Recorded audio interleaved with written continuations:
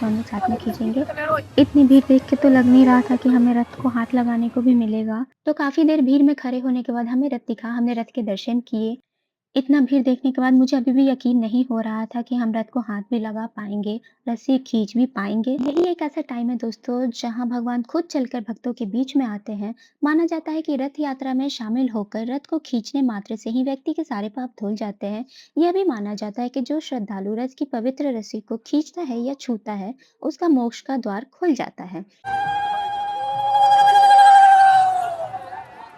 इसको सुन के बिल्कुल डर मत जाना क्योंकि ये बंगाल की एक संस्कृति है जिसको उलूध्वनि कहा जाता है। इसको किसी भी शुभ काम में या पूजा पाठ में दिया जाता है। ये बहुत शुभ होता है।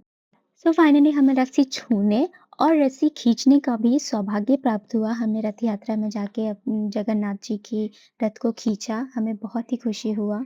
अब लग रहा है कि मेरे थोड़े से तो पाप धुल ही जाएँगे भगवान।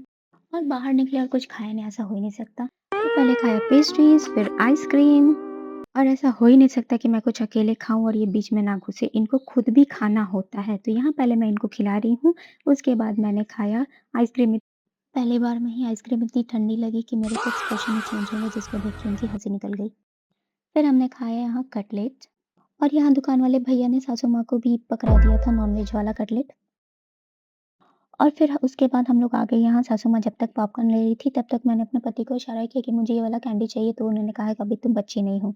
लेकिन फिर भी मन तो कर रहा था खींच लूँ। पता है गाइस, जिसको हम लोग बचपन में ना बुढ़िया के बाल कहा करते थे, मीठी बुढ़िया के बाल। और कैंडी नहीं खरीदा तो उससे क्या? हूँ तो मैं अभी भी बच्ची, मैंने ये ले लिया बबल्स और किया सासू माँ को थोड़ा-सा परेशान। वहाँ से निकलने के बाद हम लोग सीधे पहुँच जाते हैं मेरे फेवरेट प्लेस पे, जिसके बिना सब कुछ अधूरा है, मेरा ये पूरा मिनी व्लॉग। जी हाँ, फुचका स्टॉल। बिना इसको खाए लगता ही नहीं है कि बाहर निकलना सफल हुआ गाइस। ये देखो मेरा खुशी। सो गाइज आज का हमारा ब्लॉग खत्म होता है यहीं पे। हम आ चुके हैं अपने घर। थोड़ा आ जाते हैं लोग वाले में।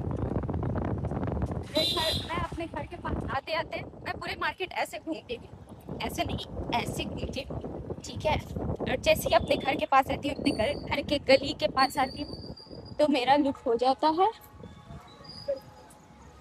ऐसे, क्योंकि मैं अभी हूँ नई लवेली दुल्हन। Okay guys, bye bye, say bye bye, bye bye, bye bye.